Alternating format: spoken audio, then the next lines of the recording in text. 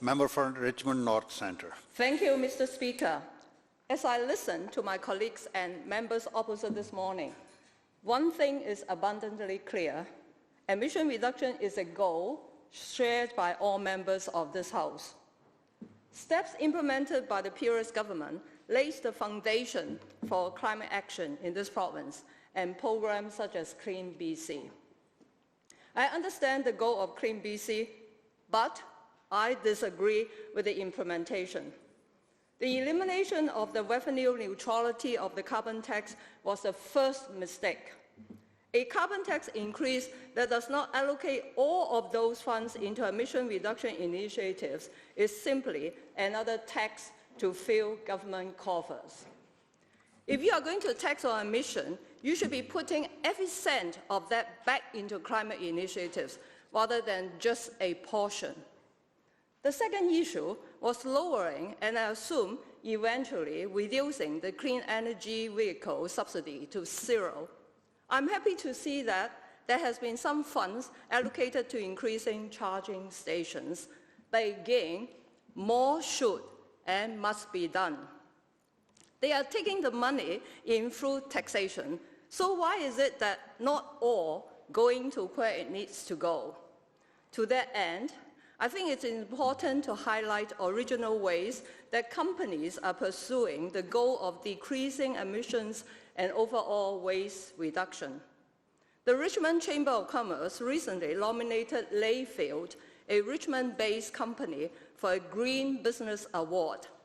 They are going a step further towards this goal with a sustainable and practical solution that involves providing biodegradable plastics for packaging.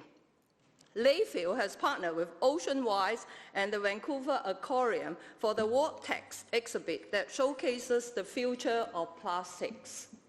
Layfield has created a product called BioFlex, which is an efficient material for high-performance packaging, which means less resources go into producing the packaging. The kicker is that the plastic product is biodegradable, so it will degrade in a landfill. Landfills create enormous amount of GHG emissions, most notably through the release of methane and other gases. The technology exists to set up systems to convert these gases into usable energy, thus reducing emissions and increasing power output, which in turn could be used to power more electric vehicles and so on. So this means that existing waste management infrastructure can be leveraged to create energy from disposed plastic, creating a circular economy for single-use plastic. Plastic starts its life as methane and ends its life as methane. Every pound of discarded BioFlex material could power an electric vehicle for up to 13 kilometers. Novel thinking like this is the future of emission reduction. Layfield is working on a number of locally designed solutions that can have a real benefit to the economy challenges at hand. Finding new solutions to current problems combines innovation and progress. Reducing plastics while creating clean energy seems like a lawful way of combating waste and GHG levels.